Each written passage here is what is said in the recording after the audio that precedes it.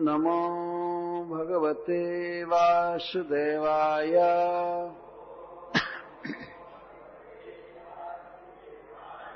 ॐ नमो भगवते वासुदेवाय।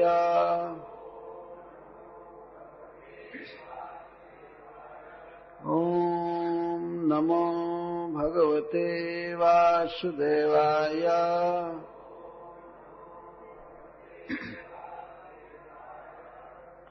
ॐ नैमिषे निमिषक्षेत्रे ऋषयः शौनकादयः सत्रं स्वर्गाय लोकाय सहस्रशममासत। तयेकदा तु मुनयः प्रातर्हुतहुताग्नयः सत्कृतं सूतमासीनं पप्रच्छुरिदमादरात्।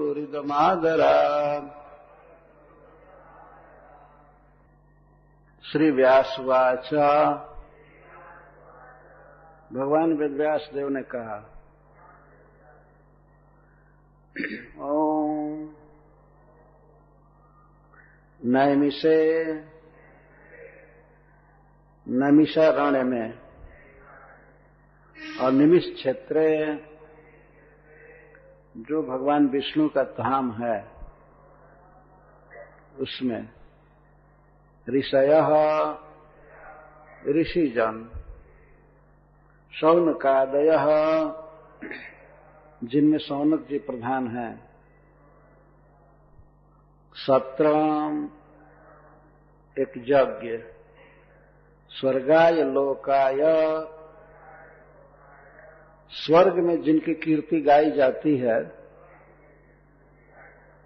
उनके धाम प्राप्ति के लिए सहस्र समान सहस्र वर्ष व्यापी आसता बैठे प्रारंभ किए।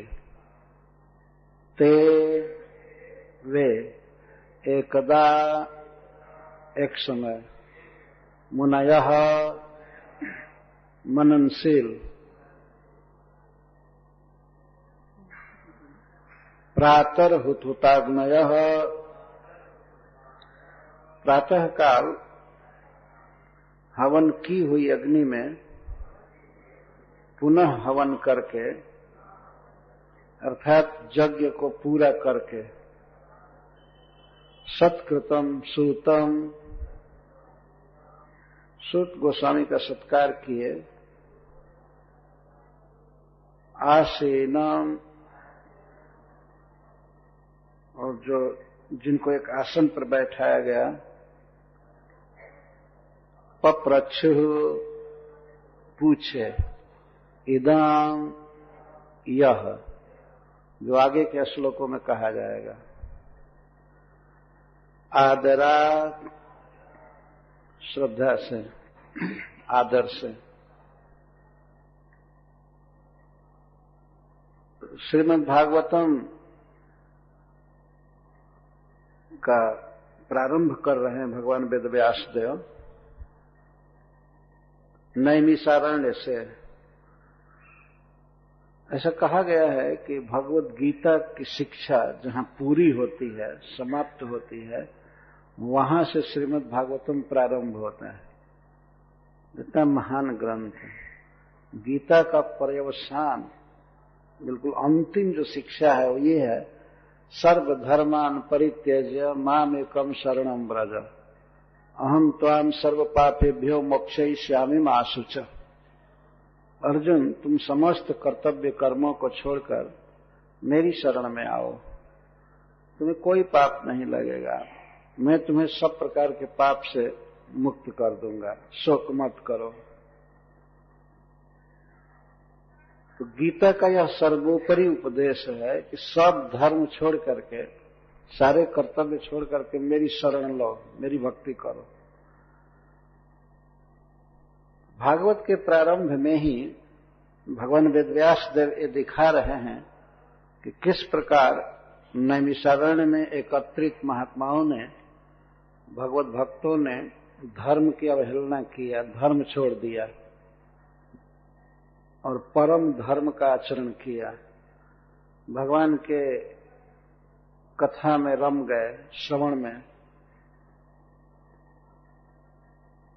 और विधि पूर्वक आरंभ किए हुए यज्ञ को कुछ ही दिन करके छोड़ दिए, जिसको कहते हैं सर्व धर्म परित्याग, सो छोड़ दिए।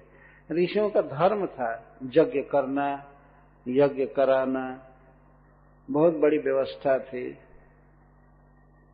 1 सहस्र वर्ष तक वो यज्ञ चलने वाला था, लोक में ऐसा प्रचार था। लेकिन भगवान की कथा सुनने के लिए ऋषियों ने, उन साधुओं ने, भक्तों ने इस आरंभ किए हुए धर्म का, यज्ञ का त्याग कर दिया। तो यहां से श्रीमद् भागवत प्रारंभ होता है। सबसे पहले भगवान वेदव्यास देव मंगलाचरण किए, जिस मंगलाचरण की व्याख्या आप लोगों ने सुना, वस्तु निर्देश किया गया और उसके पहले इष्ट देव और गुरु को नमस्कार किया गया। इष्ट को नमस्कार किया भगवान वेदव्यास देव ने, इष्ट नमस्कार, इसके बाद वस्तु निर्देश और इसके बाद आह्वान, भागवत पीने के लिए निमंत्रण। अब यहां से चालू कर रहे हैं। ओम, यह शब्द है, सब जगह नहीं दिया गया है लेकिन यहां से प्रारंभ होता है। ओम, यह मंगलाचरण के लिए है। ओम भगवान श्री कृष्ण का एक नाम है, जैसा गीता में कहते हैं प्रणवः सर्व वेदेषु, मैं समस्त वेदों में प्रणव हूं। इस ओंकार को प्रणव कहते हैं, ये भगवान का नाम है और इसी में सारा वेद सन्निहित है। ब्रह्मा जी के कंठ से 2 अक्षर बिल्कुल प्रारंभ में निकले थे, ओम और अथ। ये दोनों बड़े मंगलमय शब्द हैं। किसी भी मंत्र के पहले ओम यह शब्द लगाया जाता है, जो वैदिक और खास करके वैष्णव मंत्र है। और अथ शब्द किसी कार्य के प्रारंभ में लगाते, अथ प्रथमोध्याय, अथ द्वितीय अध्याय, अथ। तो ओम और अथ, ये 2 शब्द ब्रह्मा जी के कंठ से सृष्टि के बिल्कुल प्रारंभ में निकले थे, सृष्टि होने से पहले ही। इसीलिए दोनों शब्द बड़े महत्वपूर्ण हैं और बहुत पवित्र हैं। भगवान वेदव्यास देव यहां पर ओम शब्द के प्रयोग द्वारा श्रीमद् भागवतम के वर्ण या विषय को भी प्रस्तुत कर दिए, क्योंकि ओम समस्त वेदों का सार है और यह गायत्री का भी भाष्य है। नहीं, गायत्री इसका भाष्य है और गायत्री का भाष्य है श्रीमद् भागवतम। भाष्योयम ब्रह्मसूत्राणाम, ब्रह्मसूत्र का भाष्य है। इस पवित्र मंत्र के साथ भगवान वेदव्यास देव श्रीमद् भागवतम के कथानक का प्रारंभ कर रहे हैं।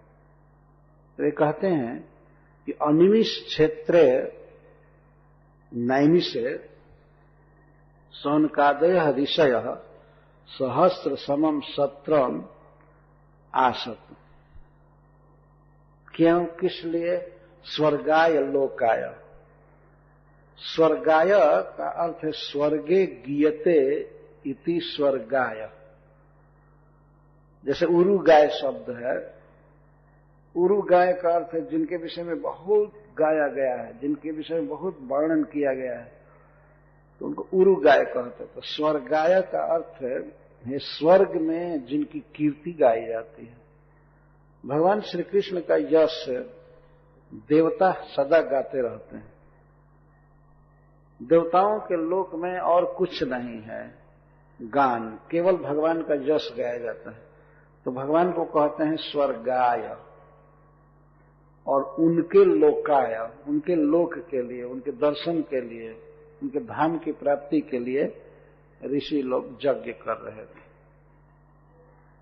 इतना स्पष्ट ऐसा नहीं इसका अर्थ किया जा सकता है कि स्वर्ग आया और बाद में लोकाय, स्वर्ग लोक के लिए यज्ञ कर रहे थे, नहीं। इसको तो बहुत पहले है समझ चुके थे, स्वर्ग को बहुत पहले ही तुच्छ समझ चुके थे। तो स्वर्गाय लोकाय एक शब्द है, इसका अर्थ है कि स्वर्ग में जो जिनकी कीर्ति गाई जाती है, ऐसे भगवान विष्णु के धाम प्राप्ति के लिए, उनके चरण कमल की प्राप्ति के लिए वे लोग 1,000 वर्ष तक चलने वाला यज्ञ प्रारंभ किए थे। नैमिषारण्य से भागवत की कथा प्रारंभ होती है। नैमिषारण्य यहां से बहुत दूर नहीं है, उसको नैमिष क्यों कहते हैं, इसके विषय में एक कथा है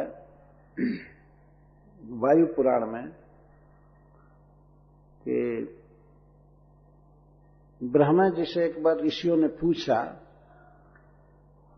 कि कौन सा ऐसा पवित्र स्थान है जहां कोई विघ्न न हो और हम लोग तपस्या करना चाहते हैं, यज्ञ करना चाहते हैं, स्थान बताइए। तो ब्रह्मा जी ने एक मनोमय चक्र बनाया ऋषियों के और देवताओं के सामने, मनोमय चक्र, और उस चक्र को उन्होंने छोड़ा और कहा कि जिस स्थान पर इसकी नेमी का अर्थ होता है धार, प्रांत भाग, शीर्ण हो जाएगा, तो उस स्थान को समझना कि यज्ञ के लिए, तपस्या के लिए बहुत पवित्र स्थान है। तो ब्रह्मा जी ने जब मनोमय चक्र छोड़ा तो ऋषि लोग उस चक्र के पीछे पीछे चले। तो वह चक्र उसी नैमिष नामक वन में, तो पहले से जो नाम रहा हो उस वन में आकर के शीर्ण हो गया, उसका नेमी शीर्ण हो गया, धार खत्म हो गई, वहीं पर गिरा था जहां चक्र तीर्थ है, चाहे आज भी पानी नीचे से आता रहता है, तो चक्र तीर्थ का, तो चक्र की धुरी शीर्ण हो गई। वास्तव में मनोमय चक्र था, इसका मतलब कि मन वहां आकर के शांत हो गया बिल्कुल स्थान। तब ऋषियों ने निश्चय किया कि यह स्थान परम पावन है, और वास्तव में वह पहले से ही भगवान विष्णु का क्षेत्र है। जैसा ऋषियों ने आगे भी कहा है कि कलिम आगतमाज्ञाय क्षेत्रेस्मिन् वैष्णवे वयम्, हम लोग कलयुग को आया हुआ जानकर इस वैष्णव क्षेत्र में भगवान विष्णु के धाम में शरण लिए हैं। तो अनिमिष क्षेत्र का अर्थ है अनिमिष, निमिष का अर्थ होता है पलक का गिरना। पलक जब गिरती है, जितने समय तक नेत्र बंद होते हैं पलक गिरने पर, चाहे 1 सेकंड 2 सेकंड जो भी, तो इसको निमिष कहते हैं, निमिष। और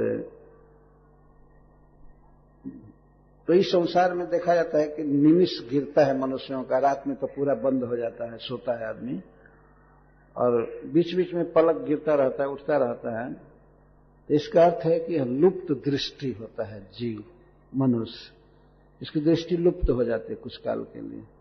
पर भगवान विष्णु जो इस विश्व के परमेश्वर हैं, वो अलुप्त दृष्टि कहे जाते हैं, कभी भी उनकी दृष्टि बंद नहीं होती, मतलब उनका सर्व ज्ञान पूरा पूरा बना रहता है, सदा उनका ज्ञान, वो सब कुछ देखते हैं। उनकी आंखें बंद भी रहती हैं, कारण समुद्र में या गर्भ समुद्र में सोते भी हैं, फिर भी सब कुछ देखते रहते हैं, भूत भविष्य वर्तमान सब। इसीलिए उनको अनिमिष कहा गया है। भगवान का एक नाम है अनिमिष, और तस्य क्षेत्र नैमिष है। तो ऐसे अलुप्त दृष्टि सर्वज्ञ भगवान विष्णु के क्षेत्र में, धाम में, सौनकादि ऋषिजन एक बार जुटे थे। ऋषय मंत्र द्रष्टार, ऋषि का अर्थ है जो वेदों के मंत्रों को, श्लोकों को ठीक से जानते हैं, भगवान के भक्त। तो ऐसे ऋषि जुटे थे, कितनी संख्या में वे थे भगवान वेदव्यास देव यहां नहीं कह रहे हैं, लेकिन लोकमुख से, पता नहीं वेद से भी, पुराण से भी सिद्ध होगा, हमने तो नहीं पढ़ा है, लेकिन प्रचलित बात है कि 88,000 ऋषि जुटे थे। 88,000 ऋषि, जिनमें शौनक जी प्रधान हैं। शौनक जी भृगु वंश में जन्म लिए हैं और वयोवृद्ध भी हैं, ज्ञान वृद्ध भी हैं। 88,000 ऋषियों के नायक हैं, कुलपति। तो ऐसे ऋषिजन नैमिषारण्य में जुटे थे। किस लिए? सहस्र समम सत्रम आसतम, एक यज्ञ करने के लिए। जो यज्ञ सहस्र समम, सम का अर्थ होता है वर्ष, 1000 वर्ष तक वो यज्ञ चलने वाला था। महाराज परीक्षित के परम धाम गमन के कुछ वर्ष के बाद ही ये यज्ञ चालू हुआ था। 1,000 वर्ष तक यज्ञ चलने वाला था। ऐसे 1,000 वर्ष व्यापी यज्ञ में ऋषि लोग बैठे थे। किस लिए यज्ञ कर रहे थे? इसका उत्तर देते हैं भगवान वेदव्यास देव, स्वर्गाय लोकाय। स्वर्ग में जिनकी कीर्ति गाई जाती है, ऐसे भगवान के चरण कमल की प्राप्ति के लिए, भगवान के धाम में जाने के लिए यज्ञ कर रहे थे। यज्ञ का उद्देश्य था भगवान के धाम में जाना। तो क्या ऋषियों को ये ज्ञान नहीं था कि ये यज्ञ भगवान का धाम प्राप्त नहीं कराएगा? एक प्रश्न होता है। बाद में क्या उनके बाद में ये बात समझ में आई कि यज्ञ नहीं करना चाहिए? पहले क्यों वो चालू कर दिए? कारण यह लिखा गया है कि यज्ञ में हवन होता है, भोजन कराया जाता है और भगवत कीर्तन भी होता है, कथाएं भी होती हैं, लेकिन मुख्य होता है यज्ञ, हवन। तो ऋषियों ने इसलिए यज्ञ चालू किया था कि कोई न कोई महापुरुष, परम भागवत पुरुष इस यज्ञ में आएंगे और उनके आने पर हम लोग उनके मुख से कथा सुनेंगे, कृष्ण कथा सुनेंगे और इस यज्ञ को बंद कर देंगे। पहले से मन में था, पहले से उनके मन में बात थी। नहीं तो आप समझिए कि जो व्यक्ति पूरा पंपलेट छाप करके पूरे भारत में प्रचार करके और यज्ञ चालू करे और किसी साधु के आने पर बंद करेगा, ऐसा कभी नहीं हो सकता। लेकिन पहले से ही उनके मन में था कि यज्ञ एक बहाना था। यज्ञ में दीक्षा लेने पर, यज्ञ चालू करने पर उनको कोई कहता नहीं कि चलिए आश्रम सुना है या ये काम करना है या वो काम करना है, कोई कहता नहीं। यज्ञ में बैठे और यज्ञ में कोई न कोई महात्मा आएंगे ही, इस तरह से परम अधिकारी भगवत कथा के, तो कृष्ण कथा प्रस्तुत करेंगे और उस यज्ञ में निश्चिंत हम लोग कथा सुनेंगे। यही आशय था। तो उसमें बहुत बहुत क्रियाएं वो करते थे, जैसे पढ़ाना, पढ़ना, यज्ञ करना, ये करना, वो करना, वेद पढ़ना, कई तरह से। तो भगवान वेदव्यास देव कहते हैं कि 1,000 वर्ष तक चलने वाला यज्ञ वे प्रारंभ किए थे। तो एक बार की बात है, तो एक दात मुने प्रातर हुत हुताग्नय। एक समय की बात है, सूत गोस्वामी वहां आए, जो रोमहर्षण के पुत्र हैं। रोमहर्षण का वध कर दिया था भगवान बलराम जी ने। तो फिर बाद में ऋषियों की प्रार्थना से भगवान बलराम जी ने रोमहर्षण के पुत्र उग्र सर्वा जी को पुराण का अधिकारी बनाया और उनको बैठाया था गद्दी पर कथा के लिए। तो एक प्रकार से उग्र सर्वा जी भगवान बलराम जी के प्रसाद हैं, वास्तव में उनकी डायरेक्ट कृपा हुई है। तो ऐसे उग्र सर्वा जी जब आए नैमिषारण्य में, तो समस्त ऋषि बहुत प्रसन्न हुए। शौनक जी में प्रधान थे और वे लोग सूत गोस्वामी के गुणों को, भगवान के प्रति अटूट प्रेम और भगवान के कथा को प्रस्तुत करने की उनकी अद्भुत क्षमता वे सब जानते थे, जैसा शुरू में ही वे लोग कहे हैं। तो सूत गोस्वामी के गुणों का वर्णन ऋषियों के मुख से ही हुआ है। ऐसे सूत गोस्वामी के प्रति ऋषियों की बहुत श्रद्धा थी, बहुत श्रद्धा। यह नियम है कि जब व्यक्ति वर्ण या विषय, वक्तव्य विषय में, शास्त्र में और उसको बोलने वाले गुरु में यदि इन दो में श्रद्धा रखता है तो निश्चित तो भगवत प्रेम प्राप्त कर लेता है। शास्त्र में और शास्त्र के वक्ता में दृढ़ श्रद्धा होनी चाहिए, तो भागवत में और भागवत बोलने वाले में, इसको श्रद्धा कहते हैं। नैमिषारण्य में एकत्रित उतने बड़े बड़े ऋषि जो वास्तव में बहुत बड़े विद्वान थे, और शौनक जी के लिए तो कहना ही नहीं, पर भगवान के कथा के प्रति उनकी बहुत श्रद्धा थी। श्रद्धा का अर्थ होता है लालसा, दृढ़ अनुराग, श्रद्धा का ये अर्थ होता है। श्रद्धा शब्द विश्वास का है, सुदृढ़ निश्चय, कृष्ण भक्ति कैले सर्व कर्म कृत है, श्रद्धा का ये अर्थ होता है। ऋषियों की अद्भुत प्रगाढ़ श्रद्धा भगवान के कथा में थी। श्रद्धा का क्या मतलब है? श्रद्धा का मतलब यह है कि इस जीवन का यही एकमात्र लाभ है कृष्ण के विषय में सुनना, इसको श्रद्धा कहते हैं, और इसके आगे और कुछ भी नहीं है। किसी भी साधन में या शास्त्र में कोई दम नहीं है। शास्त्र वही सुनना है जिसमें भगवान श्री कृष्ण की लीला कथा है, उनका नाम, रूप, गुण, चरित्र आदि दिया गया है। तो श्रीमद् भागवतम में या कृष्ण का वर्णन करने वाले किसी भी वैष्णव ग्रंथ में यदि ये विश्वास हो कि इस ग्रंथ को सुनना ही हमारे जीवन का एकमात्र लाभ है, यही साधन है, यही साध्य है, यही हमारी निधि है, यही हमारा सब कुछ है, इस प्रकार का विश्वास, इस प्रकार की श्रद्धा ऋषियों में थी कथा के प्रति। और कथा के वक्ता सूत गोस्वामी में भी अपूर्व निष्ठा थी, उनकी श्रद्धा थी। इसलिए उनके आने पर उन लोगों ने आपस में एक प्लान किया। जब कुछ दिन रहे सूत गोस्वामी, 2-4 दिन, तो एक दिन उन लोगों ने विचार किया कि ये यज्ञ बंद कर देना चाहिए। जिस दिन की वे प्रतीक्षा में थे वो दिन आ गया, अब भगवान की कथा सुननी है सूत गोस्वामी के मुख कमल से, तो उन लोगों ने यज्ञ बंद कर दिया। यहां तक कि प्रातः काल जो यज्ञ किए थे, हुत का अर्थ हवन कर चुके थे, तो फिर से हवन किए। अथवा एक टीकाकार कहते हैं कि शाम को जो हवन किए थे तो फिर सवेरे हवन किए। इसका मतलब ये था कि वो लोग दिखा रहे थे कि यज्ञ को 2 बार करके अब पूरा किया गया, तो बंद किया जा रहा है,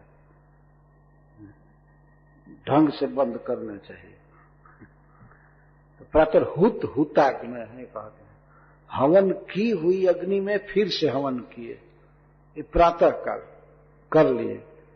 और करके तब वे सूत गोस्वामी से पप्रच्छ पूछे, इदम का अर्थ वक्ष्यमाण, आगे के श्लोकों में जो बात कही जा रही है उसको इन लोगों ने पूछा। बहुत श्रद्धा थी। 88,000 ऋषियों में एक भी ऋषि ऐसा नहीं था जिसका मत भिन्न हो। वे सब बड़े ट्रेंड थे और भगवान के परम भक्त थे। गीता के अनुसार अब देखिए, गीता के लास्ट में जो सर्वधर्मान परित्यज्य शब्द कहा जा रहा है, यह गुह्यतम ज्ञान है, और भगवान का जो प्रिय होता है वही ऐसा कर सकता है, जिसकी भगवान में प्रीति होती है। तो ऋषियों ने छोड़ दिया। वहां सूत गोस्वामी से इस प्रकार कहने लगे। सूत गोस्वामी से उन्होंने कहा कि हम कथा सुनना चाहते हैं, हमारा यही उद्देश्य रहा है, आप आ गए बड़े भाग्य से, हमारा अहोभाग्य है।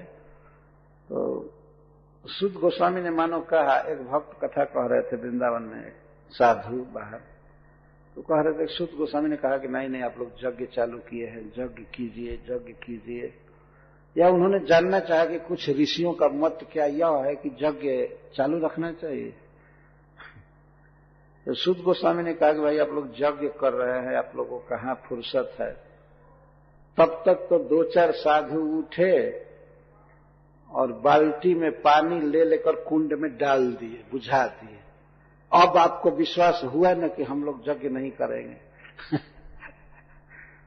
एकदम बुझा दिए, थोड़ा भी धुआं भी नहीं निकलने दिए, खत्म हुआ। जब हम कथा सुनना चाहते हैं, यज्ञ से हमको कोई मतलब नहीं, रिजेक्ट कर दिए स्वधर्म को, सर्वधर्मान परित्यज। इस प्रकार की श्रद्धा भगवान के कथा में होनी चाहिए। इस प्रकार की जो श्रद्धा हम लोग शास्त्रों में देखते हैं, ऐसी श्रद्धा आज के जगत में दिखाई नहीं देती है।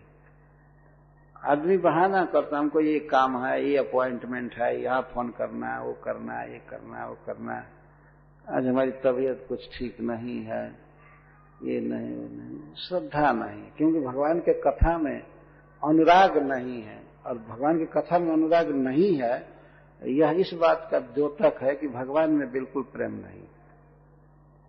भगवान में प्रेम होने पर व्यक्ति भगवान के विषय में सुनना चाहेगा, रात दिन सुनना चाहेगा।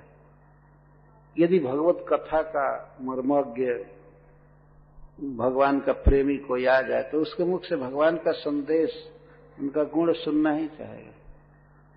तो नैमिषारण्य के ऋषिजन अपनी श्रद्धा भी व्यक्त कर रहे हैं और सूत गोस्वामी के गुणों का, क्वालिफिकेशंस का उल्लेख कर रहे हैं। इस प्रकार पूछे। कैसे पूछे? आदर से पूछे। आदर का अर्थ श्रद्धा भी होता है, आदर का अर्थ लालसा भी होता है। बहुत लालसा से सूत गोस्वामी का सम्मान करते हुए पूछे। ऐसे उनका सम्मान कर चुके थे वे, पहले से ही कुशल संभाषण किए थे, कुशल पूछे थे, या उनको खिलाए पिलाए, अच्छा से वे आराम कर लिए। जब बैठे थे एक दिन, उन लोगों के आग्रह से वे आसन पर बैठे थे। इसके पूर्व सत्कृतम शब्द से समझ लेना चाहिए कि किस तरह से उनको बैठाए होंगे, आग्रह करके कथा कहिए, ये कहिए, वो कहिए। तो बैठ गए थे। आसीनम, सत्कृतम और आसीनम, उनका सत्कार करके अपनी श्रद्धा व्यक्त करके उनको आसन पर बैठाए और इस प्रकार आदर से पूछे। ऋषि लोग पूछते हैं, त्वया खलु पुराणानि सेतिहासानि चानघ आख्यातान्यप्यधीतानि धर्मशास्त्राणि यान्युत यानि वेदविदां श्रेष्ठो भगवान् वादरायण अन्ये च मुनयः सुत परावर्विदो विदुः वेत्थ त्वं सौम्य तत्सर्वं तत्त्वतस्तदनुग्रहात् ब्रूयुः स्निग्धस्य शिष्यस्य गुरवो गुह्यमप्युत। इन 3 श्लोकों का संबंध है एक में, इसलिए मैं तीनों पढ़ा। ऋषि लोग कहते हैं, जिनमें शौनक जी प्रधान हैं। तो कभी कभी तो भगवान वेदव्यास देव ये कहते हैं शौनक उवाच। वास्तविक बात ये थी कि बाद में ये सेट किया गया कि और ऋषि लोग नहीं पूछेंगे, एक चुन लीजिए पूछने के लिए। तो शौनक जी पूछते थे ऋषियों के बिहाफ में, वो प्रधान थे। लेकिन अभी शुरू में पूछना है तो सारे ऋषि की आवाज एक साथ निकली, सब अपनी श्रद्धा व्यक्त कर रहे थे। ऐसा नहीं था कि और लोग बोल रहे हैं और आदमी सुन रहा है चुपचाप किया, बोल ही रहे तो हम क्या बोले, सब लोग बोले। इसलिए ऋषय ऊंचु, ऋषि जन बोले। त्वया खलु पुराणानि सेतिहासानि चानघ आख्यातान्यप्यधीतानि धर्मशास्त्राणि यान्युत।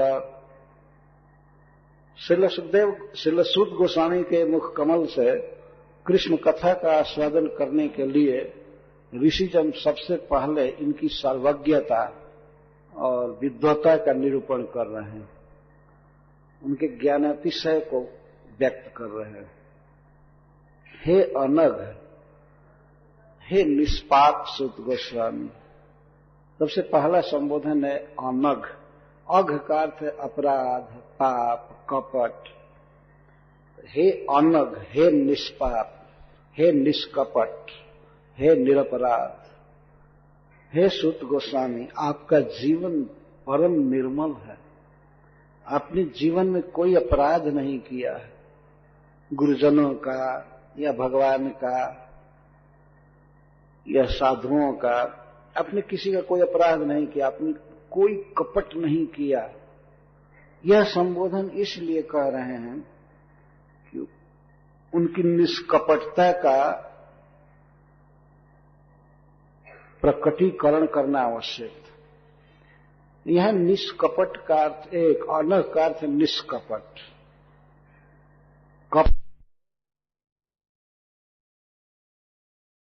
कोई व्यक्ति उस पर प्रवचन करता है तो प्रवचन और व्याख्यान करने से ज्ञान का गहरा अनुभव होता जाता है और अधिक अनुभव होता है, यह देखा गया है। तो अतः सूत गोस्वामी के ज्ञानातिशयता का वर्णन कर रहे हैं कि आपने व्याख्यान भी दिया है, प्रवचन भी किया है पुराणों पर, महाभारत पर और मनु स्मृति, याज्ञवल्क्य स्मृति, पराशर स्मृति आदि धर्म शास्त्रों पर। आपने खूब अच्छा से व्याख्यान दिया है, खूब अच्छा से पढ़ा है। और ये बात कहते हैं कि यानी वेद विदाम श्रेष्ठो भगवान वाजरायण अन्य चमुने असुत परावर विदो विदु। हे सूत गोस्वामी,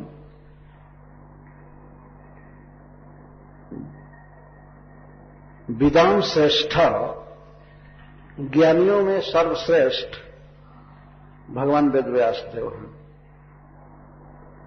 ज्ञानियों में सर्वश्रेष्ठ हैं अथवा वेद जानने वालों में सर्वश्रेष्ठ, जो भी है भगवान वेदव्यास देव जो जानते हैं, यानी का अर्थ जिन पुराणों को, जिन ग्रंथों को भगवान वेदव्यास देव पूरा जानते हैं, जिन्होंने लिखा है। समस्त ग्रंथों के प्रणेता भगवान वेदव्यास देव हैं, पुराणों के और महाभारत के। तो यानी वेद विदाम श्रेष्ठो भगवान वादरायण अमृत मुनिय सुत परावर विदो विदु। भगवान वेदव्यास देव जिन ग्रंथों को जानते हैं, जिन विषयों को पूरा जानते हैं, और अन्य भी ऋषि मुनि, भगवान वेदव्यास देव के अतिरिक्त अन्य भी ऋषि मुनि जो कुछ भी जानते हैं, जिन ग्रंथों को जानते हैं, वेत्थ त्वं सौम्य तत्सर्वम। हे शीतल स्वभाव वाले, उन समस्त ग्रंथों को, उन समस्त विषयों को आप जानते हैं। भगवान वेदव्यास देव जो जानते हैं उनको भी जानते हैं, और अन्य ऋषि लोग जो जानते हैं उसे भी आप जानते हैं। अन्य च मुनः सुत परावर विदो विदु। अन्य ऋषियों के विषय में सनकादि ऋषि कह रहे हैं परावर विदो, परावर विदो। पर का अर्थ है सगुण, निर्गुण, और अवर का अर्थ है सगुण अथवा निर्गुण सगुण, सगुण अगुण। इसका अर्थ है कि भगवान के स्वरूप को, सगुण और निर्गुण को जानने वाले ऋषि लोग जो जानते हैं वो सब कुछ आप जानते हैं। सगुण निर्गुण का क्या अर्थ है? वास्तव में भगवान निर्गुण है, प्रकृति के गुणों से, सत्व रज और तम से भगवान परे हैं। तो उनको उस अवस्था में जब वो सृष्टि नहीं करते हैं, अप्राकृत जगत में रहते हैं, तो उनके उस रूप को, लीला आदि को निर्गुण कहा जाता है, अप्राकृत। और जो प्रकृति को स्वीकार करके जगत की सृष्टि करते हैं, पालन करते हैं, नियमन करते हैं, तो इस स्वरूप को सगुण कहा जाता है, गुण के साथ। वास्तव में भगवान निर्गुण हैं, प्रकृति के गुणों से परे हैं, पर प्रकृति के गुणों को स्वीकार करके जीवों का पालन करते हैं, रचना करते हैं, संहार करते हैं। तो इस प्राकृतिक जगत के व्यापार को भगवान देखते हैं तो उनको सगुण कहते हैं। किस तरह भगवान प्रकृति के सत्वगुण को स्वीकार करते हैं, रजोगुण को स्वीकार करते हैं और तमोगुण को स्वीकार करते हैं, जीवों का पालन करते हैं, पोषण करते हैं, बार बार अवतार लेते हैं। तो इसको सगुण रूप भगवान को का कहते हैं। और प्रकृति के गुणों से बिल्कुल शून्य अपने दिव्य धाम में जब लीला करते रहते हैं तो उसको निर्गुण कहते हैं। तो भगवान के निर्गुण स्वरूप और सगुण स्वरूप को ठीक ठीक जानने वाले अन्य ऋषि लोग भी जो कुछ जानते हैं, जो शास्त्र जानते हैं, पुराण जानते हैं, महाभारत जानते हैं, वेद जानते हैं, वेत्थत्वम सौम्य तत्सर्वम, हे सौम्य सूत जी, वो सब आप जान, तत्सर्वम सब जानते हैं। यह है ज्ञानातिशयता। भगवान वेद व्यास देव जिन पुराणों को, ग्रंथों को जानते हैं वो सब आप जानते हैं, और अन्य ऋषि लोग भी जो पढ़े हैं, जानते हैं, वो सब आप जानते हैं। इसका अर्थ है कि अलग अलग ऋषि लोग हैं, कोई एक पुराण पढ़ा है, कोई एक विषय पढ़ा है, पर जितने भी ऋषि मुनि हैं जो कुछ पढ़े हैं, भगवान वेद व्यास देव जो कुछ लिखे हैं, जानते हैं, वो सब आप अकेले जानते हैं। सब विषयों में आप प्रवीण हैं। वेथ सौम्य तत्सर्वम, वेथत्वम सौम्य तत्सर्वम। सौम्य शब्द यहां दूसरी बार संबोधन कर रहे हैं। हे सौम, हे सोम के समान, चंद्रमा के समान शीतल स्वभाव वाले। जिस व्यक्ति में कोई काम नहीं है, क्रोध नहीं है, राग मोह आदि नहीं है बिल्कुल, तो वो सौम्य है, सोम के समान शीतल स्वभाव वाले। जिस व्यक्ति में क्रोध है तो समझना चाहिए उसमें काम निश्चित है, क्योंकि काम ऐसा क्रोध है ऐसा, रजोगुण समुद्भव। काम है तभी क्रोध आता है, नहीं तो क्रोध नहीं आ सकता। और क्रोध जिसमें है, चिड़चिड़ापन है, एलर्जी है, वो सौम्य नहीं कहा जा सकता। बिल्कुल शांत स्वभाव, भगवान के प्रेम में विभोर। हे सौम्य, आप उन सबको, सभी समस्त शास्त्रों को जानते हैं, सभी विषयों में आप पारंगत हैं। दृष्टांत दे रहे हैं जो भगवान वेद व्यास देव जानते हैं, अन्य ऋषि मुनि जो कुछ जानते हैं। वेथत्वम सौम्य तत्सर्वम, आप सब कुछ जानते हैं, तत्वतः यथार्थ रूप में जानते हैं, पूरा पूरा जानते हैं। कैसे? तदनुग्रहात्, उन ऋषियों के अनुग्रह से, भगवान वेद व्यास आदि ऋषियों के अनुग्रह से, कृपा से आप सब जानते हैं। कैसे जानते हैं शास्त्रों को? तो ऋषियों की कृपा से जानते हैं। गुरुजनों ने आपको प्रेम से पढ़ाया है, दिया है। तद अनुग्रहात् का अर्थ तेषाम अनुग्रहात्, भगवान वेद व्यास देव के अनुग्रह से, श्री नारद जी के अनुग्रह से, सुखदेव गोस्वामी के अनुग्रह से, सुत गोस्वामी सब कुछ जानते हैं। इससे यह भी सिद्ध होता है कि बहुत बहुत लोगों के, बहुत बहुत महात्माओं के मुख से सुनना चाहिए भगवान की लीलाओं को। तो सुत गोस्वामी ने बहुत परिश्रम भी किया है और सब कुछ पढ़ा है, गुरुजनों की सेवा किया है। क्योंकि ब्रूयु स्निग्धस्य शिष्य से गुरवो गुह्यमपित, गुरुजन जब प्रसन्न होते हैं शिष्य पर, अपने प्रेमी पर, तो वो परम रहस्यमय विषयों को भी प्रकट कर देते हैं,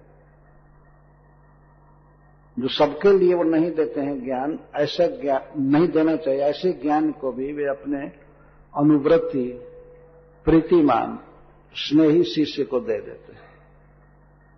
तो आपने अपने गुरुजनों की सेवा की है। इसके द्वारा भी सूत गोस्वामी के गुण का उल्लेख किया जा रहा है कि सूत गोस्वामी स्निग्ध शिष्य थे सबके। स्निग्ध का अर्थ होता है प्रेमी, श्रद्धालु। स्नेह शब्द का अर्थ होता है तेल या घी या जल। जैसे जल नीचे की तरफ बहता है, या घी बहता है, तेल बहता है, तो इसी तरह से जो व्यक्ति गुरुजनों के पीछे बहे, उनसे प्रेम करे वास्तव में, तो उसको स्नेही या स्निग्ध शिष्य कहते हैं। तो आपने गुरुजनों की सेवा की है, उनसे प्रेम किया है, इसीलिए उनकी कृपा से आप समस्त शास्त्रों को जानते हैं।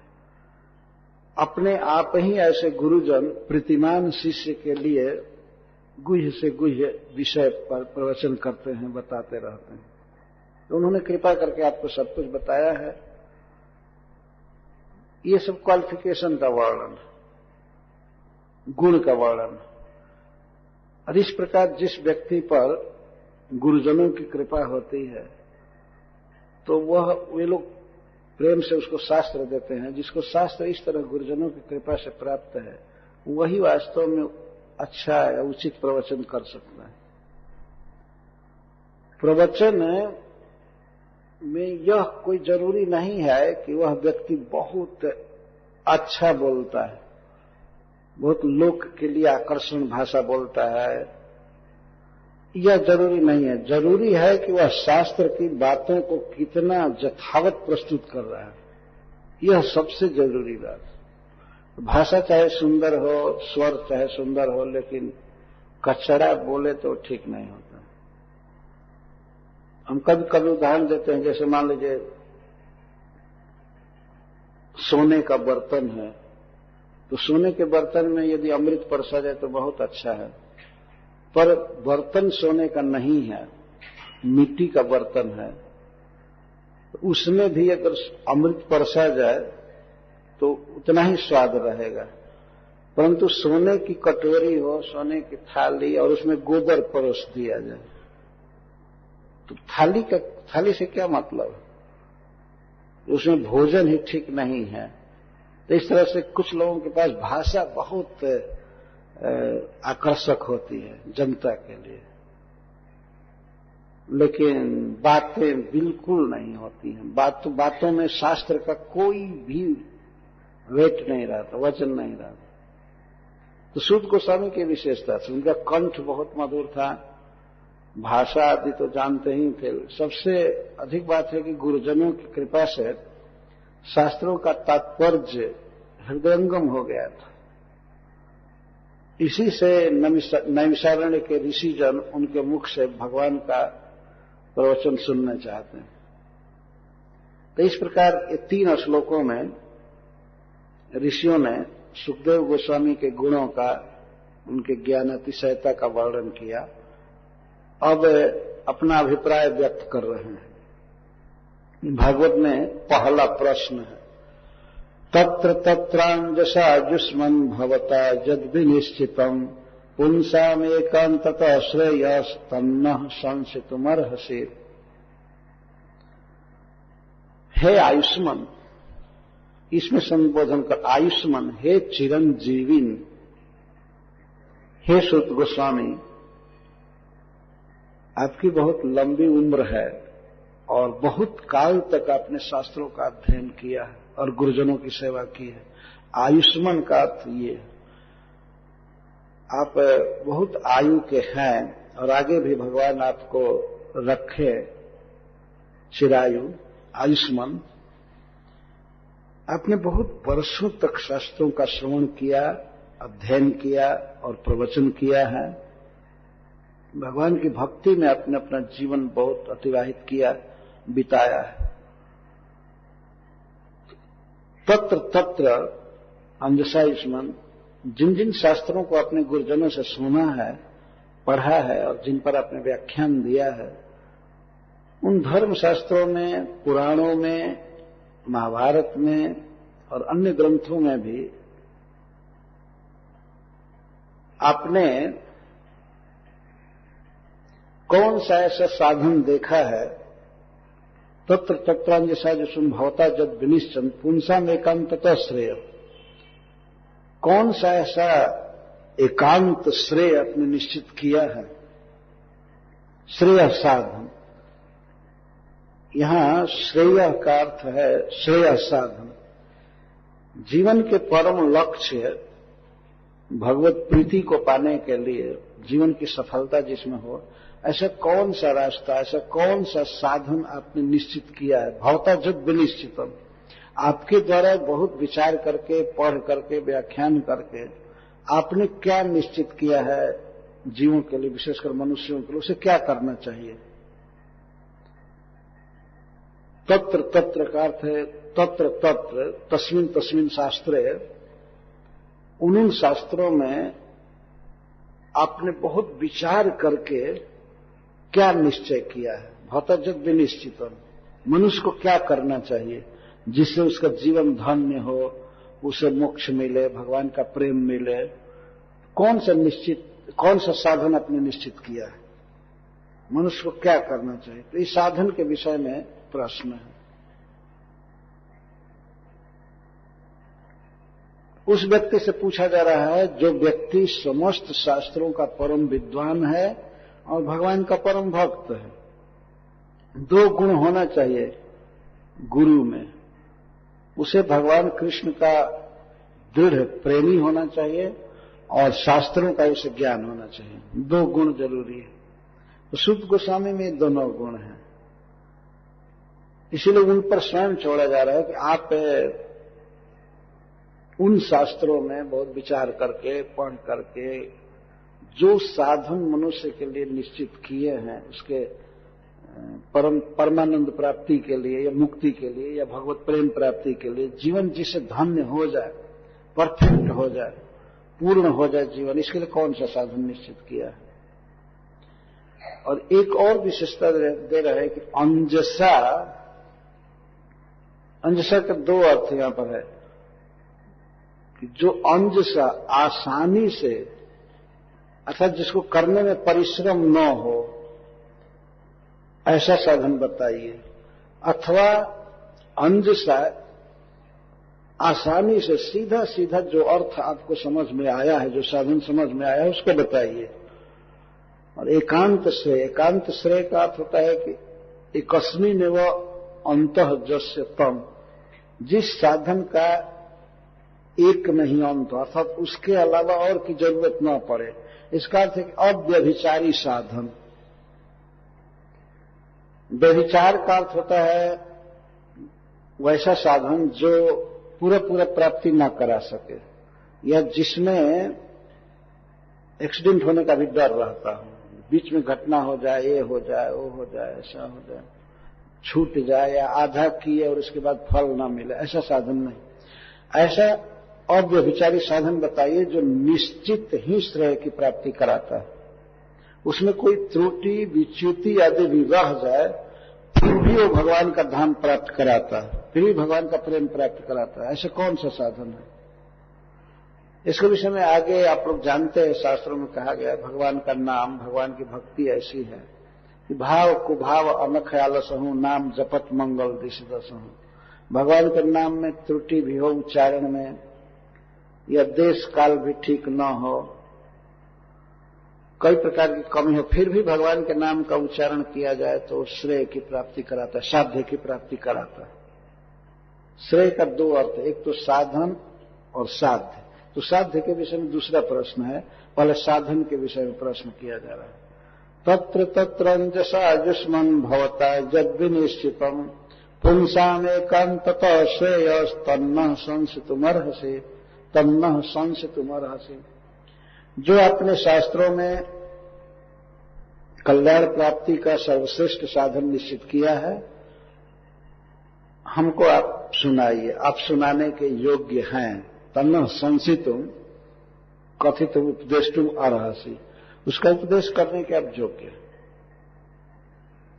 ये बहुत सुंदर अवसर है ऋषियों के लिए, वे अपनी उत्सुकता व्यक्त कर रहे हैं और सुखदेव और सुत गोस्वामी की योग्यता कह रहे, आप उसको कहने के योग्य हैं वास्तव में। और इसके द्वारा यह कह रहे हैं कि हम लोग तो शास्त्रों को जानते हैं, पर एक देशीय शास्त्र जानते हैं, कोई एक शास्त्र जानता है, कोई 2 जानता है, कोई कुछ जानता है, लेकिन हे सुत गोस्वामी, आप सर्व शास्त्र को तत्व से जानते हैं, सभी शास्त्रों को।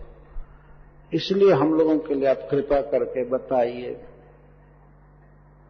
अभिधेय साधन क्या है। भौता जब विचारित, आपने जो विचारा है, आप प्रमाण हैं, जो कहेंगे वही बिल्कुल सत्य होगा, तब बताइए। तो मानो सूत गोस्वामी ने कहा, भाई आप लोग भी शास्त्र के मर्मज्ञ हैं, या संसार में अनेक लोग हैं जो शास्त्रों के अर्थ को, तात्पर्य को जानते हैं, तो वे लोग शास्त्र पढ़ करके देख लें कि क्या करने के लिए लिखा गया है, कौन सा कल्याण का साधन है, मुक्ति प्राप्ति का साधन या भगवत प्रेम प्राप्ति का साधन क्या है, आप लोग पढ़ कर देख लीजिए। या जनरल बात बता रहे हैं, कोई भी व्यक्ति को कहना चाहिए कि रीड पढ़ो। आजकल जैसे कहते हैं भगवत गीता देकर के हम लोग कहते हैं पढ़िए, लेकिन बहुत कम लोग पढ़ते हैं। इसलिए जरूरत है कि सुना जाए। सुनना बहुत जरूरी है। पढ़ना जरूरी है, लेकिन पढ़ता है नहीं आदमी। इसी मनुष्य की विवस्था को कलयुग में व्यक्त कर रहे हैं सुत गोस्वामी। प्रायणाल्पायुष सभ्य कलावस्मिन् जुगे जनः मंदा सुमंद मतयो मंद भाग्या ही पत्रता। हे सुत गोस्वामी, ये मत कहिए कि सब लोग पढ़ करके समझ जाएंगे। कलयुग के मनुष्यों की दुर्दशा, उनकी कमी का वर्णन कर रहे हैं। प्राण अल्पायुष सभ्य, हे सभ्य, हे सभा के बीच बोलने के योग्य। सभा में भगवान की भक्ति का गुण लीला चरित्र का आप ही आख्यान कर सकते हैं। ये सभ्य कह रहा है, सभा में बोलने योग्य। यहां अर्थ ये है। अथवा हे सभ्य का अर्थ है कि आपने बहुत बहुत सभा अटेंड किया है, बहुत बहुत बार प्रवचन किया है, बहुत लोगों का संग किया है, साधुओं का। तो हे सब, आप तो सभा में ही बैठते हैं, इसलिए कलयुग के मनुष्यों की दशा आप देख ही रहे हैं। या आगे जो होगा उसको आप जानते ही हैं, पढ़े हैं, सुने हैं। प्राण अल्पायुष सभ्य कलौ अस्मिन् जुगे जना। अस्मिन् कलौ जुगे जना प्रायः प्रायण अल्पायुष। कलयुग में प्रायः मनुष्यों की आयु बहुत कम हो जाती है।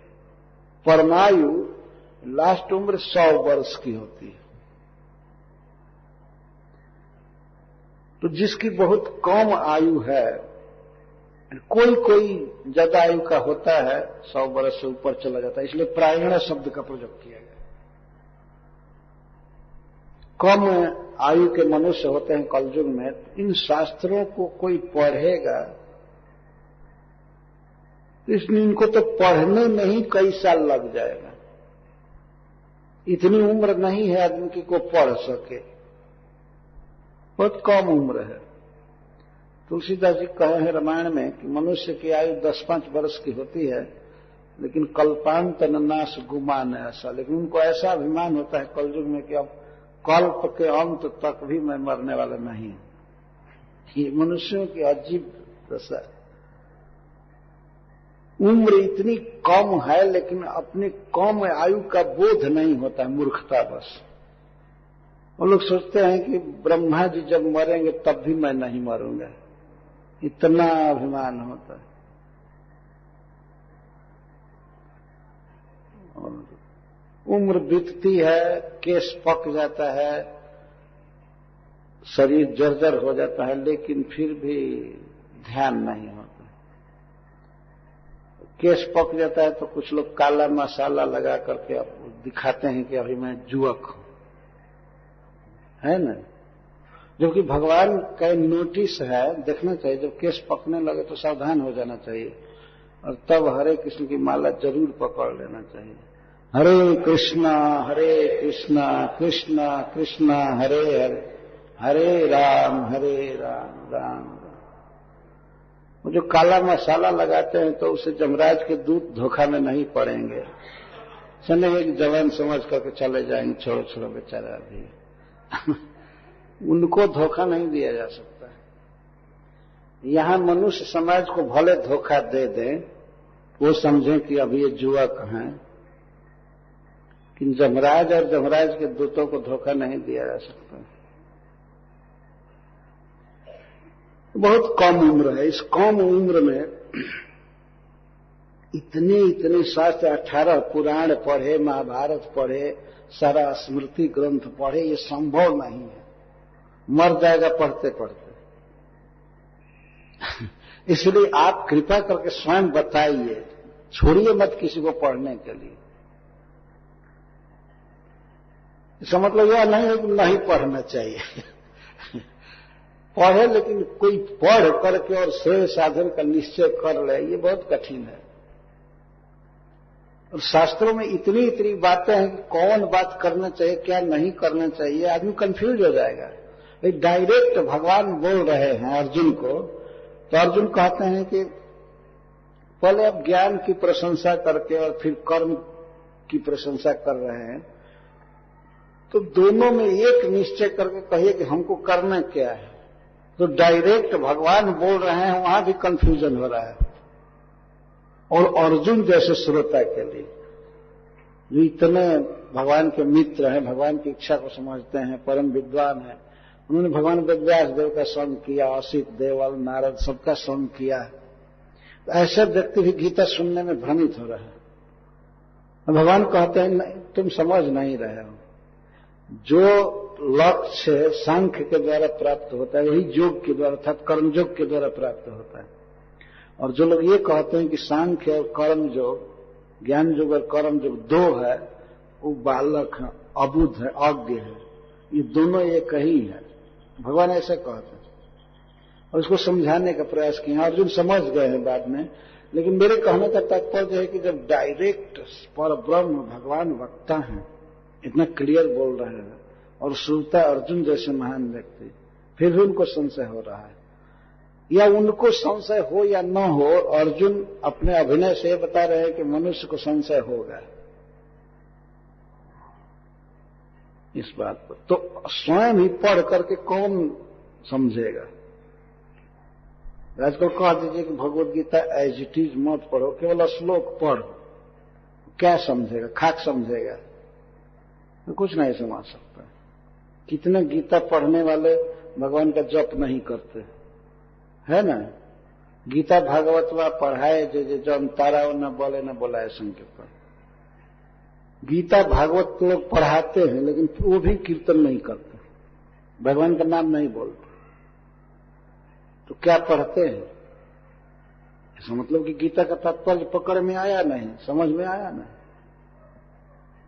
तो इस तरह से जब कलयुग में आयु कम हो जाती है,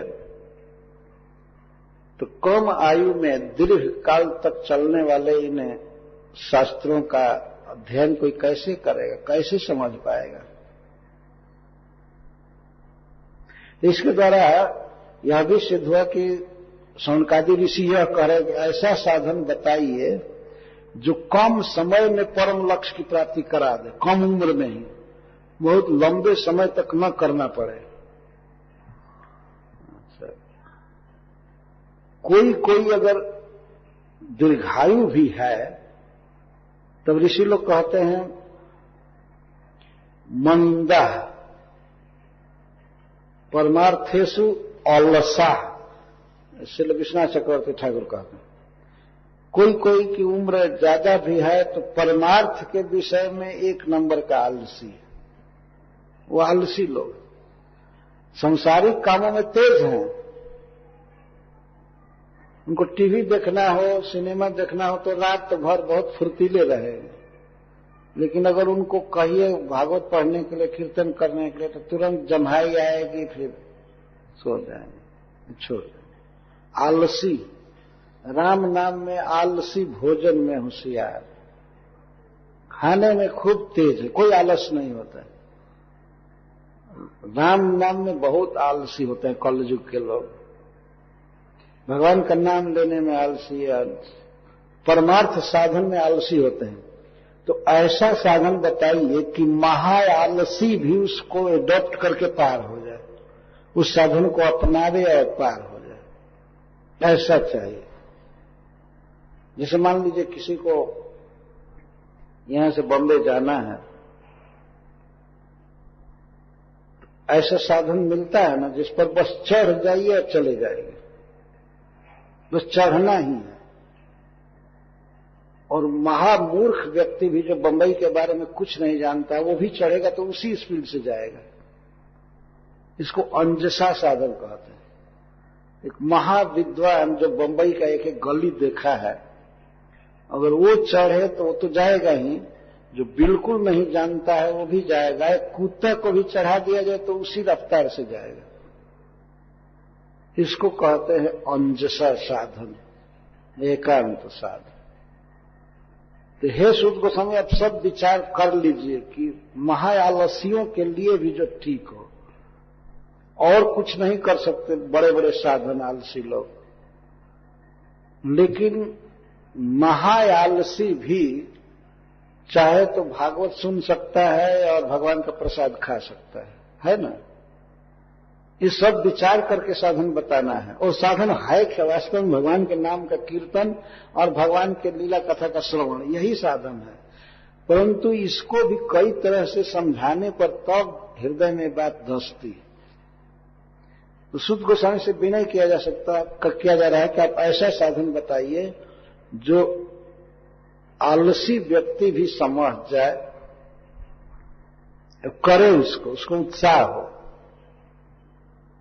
हम लोगों ने देखा है कितने ऐसे मनुष्य हैं जो कीर्तन में केवल मृदंग बजाने के लिए आए, मृदंग बजाने में रुचि थी, चाहे जो भी गान बजान हो उसमें बजाते थे, लेकिन धीरे धीरे कीर्तन में बजाने लगे तो आज वे भक्त हो गए, अब कीर्तन पर केवल मृदंग बजाते। तो मृदंग बजाना उनका काम था। कौन गान हो रहा है या कौन नर्तक नाच रहा है, इससे उनको कोई मतलब नहीं था। पर भगवान के कीर्तन में बजाने लगे, धीरे धीरे रस आ गया, वो डांस सन सब छूट गया। अब किसी कंदन गीत पर नहीं बजाते हैं, भगवान के कीर्तन में भजन में बजाते हैं। कुछ ऐसे मनुष्य होते हैं जो भगवान से उनका प्रेम नहीं होता है और नहीं होता है, लेकिन खाने में रुचि रहती है। तो कितने ऐसे भाग्यशाली केवल प्रसाद के लिए आते हैं और प्रसाद खाते खाते कृष्ण के भक्त हो जाते हैं। बहुत ऐसे हैं, कुछ ही नहीं। श्रील प्रभुपाद जी न्यूयॉर्क में जब प्रसाद बनाते थे तो कभी कभी गुलाब जामुन बनाते थे, रसगुल्ला बनाते थे। और एक दो बार ऐसा हुआ पहले बांटे तो कई हिप्पी लोग आकर के पूछते थे, स्वामी जी वो स्टर्डे वाला वो मिठाई स्वीट कहाँ है? स्टर्डे जो कल बनाए थे स्वीट, वो कहाँ है? तो प्रभुपाद जी कहे कि है और बना देंगे, कल आना, कल उसको बनाएंगे। तो प्रभुपाद जी बनाते थे और खाते थे। खाने से धीरे धीरे आने लगे और बाद में भगवान के परम भक्त हो, श्रेष्ठ भक्त हो। यह है एकांतिक श्रेय। खाना और बोलना और सुनना, इसमें कौन दिक्कत है? कौन व्यक्ति खाना नहीं जानता है और कौन बोलना नहीं जानता है? बोलना है हरे कृष्णा कृष्णा कृष्णा हरे हरे, हरे राम राम राम हरे। तो श्रील प्रभुपाद जी कहते थे बोलो और खाओ। खाना कौन नहीं जानता है? इतना ही शर्त है कि भगवत प्रसाद खाओ, बस। भगवान को भोग लगा करके खाए, और अगर भोग लगाने में भी आलसी है तो दूसरे का भोग लगाया हुआ खाए। इतना आलस है, दूसरे का भोग लगाया हुआ खाए, कोई बात नहीं। कभी कभी कुछ लोग अपने से इंजेक्शन दे लेते हैं, कुछ लोग है ना, अपने से, और अपने से नहीं देते हैं तो दूसरा दे देता है, तो फायदा तो उतना ही करेगा। तो भगवान का नाम बोलना है, ये परम श्रेय है, सबसे बड़ा कल्याणकारी साधन। तो सूत गोस्वामी से पूछा जा रहा है, प्रायण अल्पायुष सभ्य कलावस्मिन् जुगे जना मंदा सुमंद मतयो मंद भाग्या ही पत्रता। अच्छा, कोई आलसी नहीं है, अध्यात्म में तेज हैं, फुर्तीले हैं, लेकिन सुमंद मतय, उनकी बुद्धि बहुत मंद होती है। आलसी नहीं होते हैं परंतु डल माइंडेड होते हैं। वो कोई भी पंथ पकड़ लेंगे और किसी भी पंथ को समझेंगे कि ये परमार्थ की प्राप्ति कराएगा। इतने डल माइंडेड होते हैं कि उनको कोई कह दे कि भगवान का कोई आकार नहीं है तो हाँ ठीक है, उसको मान लेंगे। ये सुमंद मतय, उनकी मति सुमंद होती है, अत्यंत धीमी मति होती है, एकदम कम मति। ये कोई मानने लायक बात है कि भगवान निराकार है? इस बात को कौन मानता है? जो एक नंबर का बुद्धू है, जिसके पास एकदम बुद्धि है ही नहीं वास्तव, वो व्यक्ति ऐसी बातों को स्वीकार करता है। इसलिए आप बताइए कौन सा रास्ता चला जाए? जनरल लोगों पर नहीं छोड़ा जा सकता है, वोट संग्रह नहीं करना है। वो 10 आदमी जिस बात को कह दे बस वही सत्य नहीं। परमार्थ के विषय में इस तरह से जनमत ग्रहण नहीं किया जाता है। जो जानकार है वो जानकार। तो आप जानकार हैं, आप ज्ञानी हैं, आप जो कहेंगे वह प्रमाण है। क्यों मूर्खों पर छोड़ा जाए कि वो पढ़ ले, समझ लें, ये करें वो करें? एक बार कथा है उपनिषद में, जिसका जैसा स्वभाव होता है वैसा ही ज्ञान ग्रहण करता है। इसके उसमें कथा है कि एक बार देवता, मनुष्य, दैत्य और सर्प ये ब्रह्मा जी के पास पहुंचे और ब्रह्मा जी से प्रार्थना किए कि हे ब्रह्मा जी हमको उपदेश कीजिए। तो ब्रह्मा जी कहे ठीक है, शांति से सुनो। ओम बोले, ये भगवान का नाम है। अच्छा, ओम। तो कई लोगों ने कई अर्थ लिया इसका। देवताओं ने इसका अर्थ क्या लिया? ओम का अर्थ ठीक है, तो दान देना सीखा देवताओं ने। ओम का अर्थ होता है ठीक है, ठीक है, स्वीकार कर लो, दान देना। तो देवताओं ने सीखा ओम, मनुष्यों ने सीखा ओम, यह भगवान का नाम है। मनुष्य ने सीखा है भगवान का नाम है। वहीं पर कहा गया सर्प बैठे तो सर्पों ने सीखा फौं, फुफकार करना से वो फुफकार करने लगा। ये ब्रह्मा जी के उपदेश को ग्रहण किया।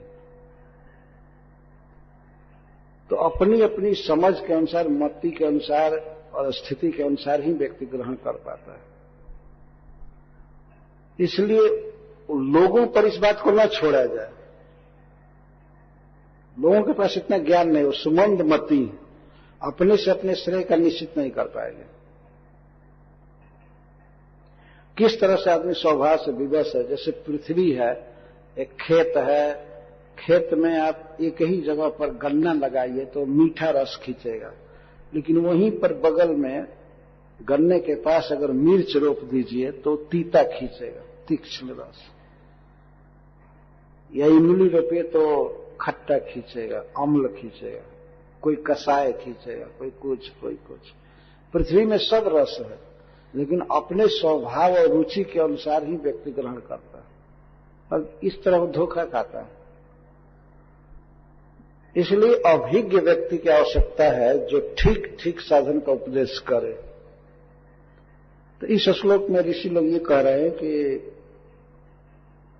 एक तो आयु कम है और दूसरे बुद्धि मंद है, आलसी हैं। एक तो आयु कम है और दूसरे परमार्थ में आलसी हैं और तीसरे विषयों को पकड़ने के लिए, भगवान को समझने के लिए बुद्धि नहीं है। सुमंदमत, मंदमती नहीं करे, सुमंदमती, बहुत ज्यादा मंदमती। और मंदा सुमंद मतो मंद भाग्य, और ऊपर से और क्या कमी है कि मंद भाग्य है। उन्हें साधु संग जैसा सौभाग्य नहीं मिलता है, साधुओं का संग नहीं मिलता है। यदि मनुष्य के पास बुद्धि भी कम हो, आलसी भी हो, आयु कम हो, लेकिन यदि वैष्णवों का संग मिलता है, उसको भगवान के भक्तों का संग मिलता है, तो उस व्यक्ति के जीवन में सबसे बड़ा सौभाग्य है, भाग्य। पर इस प्रकार से साधु संगहीन है मनुष्य समाज। कलयुग में साधु मिलते नहीं हैं, तो लोगों को साधुओं के मुख से भगवान के बारे में सुनने का सौभाग्य नहीं मिलता है। और किसी किसी को ये भाग्य मिलता भी है तो उपद्रुत है, रोग आदि से उपद्रुत रहता है। रोग से ग्रस्त है, इससे ग्रस्त है, इससे ग्रस्त है, जॉब पर जाना है, ड्यूटी पर जाना है, ये वो, तो साधुओं के संग का लाभ नहीं ले पाते। ये काम कर, ये उपद्रव है वास्तव में, परिवार को चलाने में ही व्यस्त रहता है, उपद्रव। यहां कमाए, ये करे वो करे, चाहे कितना भी अच्छा सत्संग हो, कुछ भी हो, उसको टाइम नहीं। और कोई कोई रोग से ग्रस्त हो जाता है, रोग से कराहता रहता है, रोग से छुट्टी ही नहीं मिलती है कि वो सत्संग करे, साधुओं के पास बैठे सुने। तो इस प्रकार से कलयुग में दशा है। तो हे सुत गोस्वामी, आप अपनी बुद्धि से, आगे वे कहते हैं, भूरी भूरी कर्माणी श्रोतव्यान विभाग सह अतः साधोत जत सारम समुद्धृत मनुष्या ब्रूहि भद्राय भूतानाम जनात्मा सुप्रसिद्धते। इसलिए हे सुत गोस्वामी, आप अपनी बुद्धि से उपदेश दीजिए। एक तो शास्त्र बहुत है, और उन शास्त्रों में करने लायक साधन ऐसे हैं जिनमें बहुत टाइम लगेगा। भूरी भूरी कर्माणी, अनेक कर्म करना पड़ता है। एक साध्य को पाने के लिए बहुत बहुत कर्म करना पड़ता है। जैसे यज्ञ है, तो यज्ञ में ऐसा नहीं है कि केवल मंत्र पढ़े और सब हो गया। यह जुटाओ, घी जुटाओ, ये जुटाओ, वो जुटाओ, शुद्ध ब्राह्मण जुटाओ, और अच्छा काल देखो। ऐसा नहीं कि जग चालू किया और ओला बरसने लगा, याद से ठंडा होने लगा। काल देखना पड़ता है, किस काल में किया जाए। देश देखना पड़ता है, अच्छा पवित्र देश हो जहां डिस्टर्बेंस न हो। ऐसा नहीं कि किसी शहर के चौक पर यज्ञ चालू किया जाए और पेपा रात दिन सीटी बज रही है, ये हो रहा है। तो कई चीज विचार करना पड़ता है। लेकिन भगवान के नाम में सीटी में पेपा बजे, कुछ भी हो, गाइए, वो सब ठीक है। किसी भी देश में किसी भी काल में किया जा सकता है।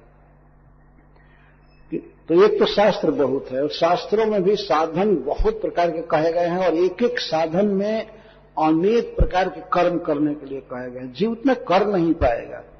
भूरी भूरी कर्माणी श्रोतव्यानि विभाग से, यहां तक कि उन शास्त्रों को सुनना जाए तो एक एक भाग सुनने में ही उम्र बीत जाएगी। बहुत बहुत सुनना, बहुत बहुत काम करना। अतः साधोत्र जत सारम, अतः हे साधु, हे सदाचार परायण, हे भगवत भक्त, इन शास्त्रों में जत सारम, जो सार है उसको स्वमनी से आप अपनी बुद्धि से उद्धृत करके, उसमें से निकाल करके, ब्रूहि भद्राय भूता नाम, समस्त जीवों के भद्र के लिए, कल्याण के लिए आप बोलिए, आप प्रवचन कीजिए। जनात्मा सुप्रसिद्धति, जिससे आत्मा प्रसन्न हो जाए। पहले प्रश्न से इसका थोड़ा सा पार्थक्य है। समस्त शास्त्रों में एकांत श्रेय क्या है, साधन क्या है, और यह साधन पर प्रश्न है। और जनात्मा सुप्रसिद्धति, यह साध्य पर प्रश्न है।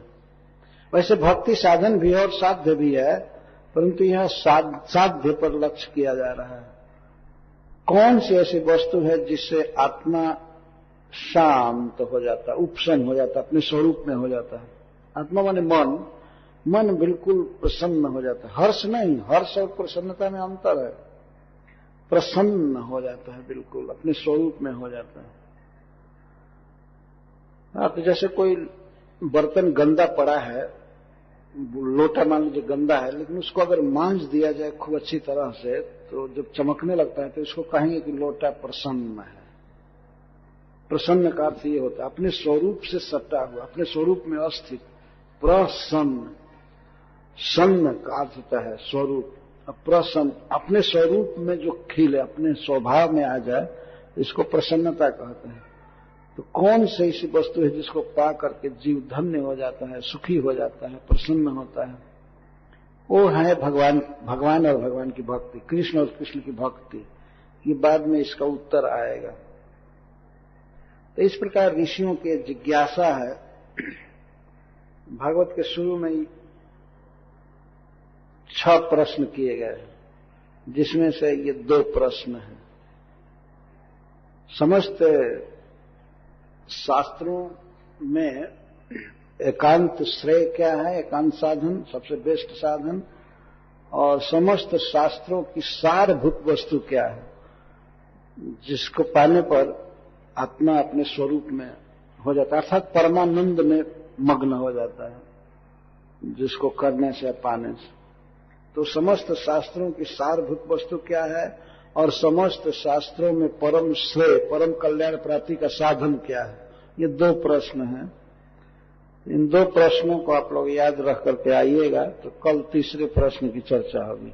तीसरा प्रश्न बहुत महत्वपूर्ण है, बहुत महत्वपूर्ण। अपने आप ही ये प्रश्न करने के बाद ऋषि लोग खुद ही कहते हैं, सूत जाना से भद्रम ते भगवान सात्वताम पति देवक्यम वसुदेव से जातो जस चिकित्सा तन्न सुसुर समाणानम अर्ह संगानुदैरितम जस्यावतारो भूतानम क्षमाय च भवाय।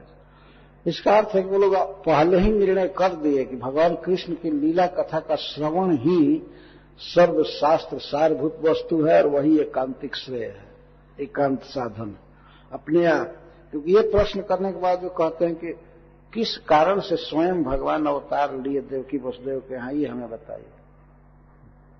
तीसरे प्रश्न के रूप में नहीं पूछ रहे हैं, लिंक देखिए, तो है तीसरा प्रश्न, परंतु अपने आप उनके मुख से निकल रहा है कि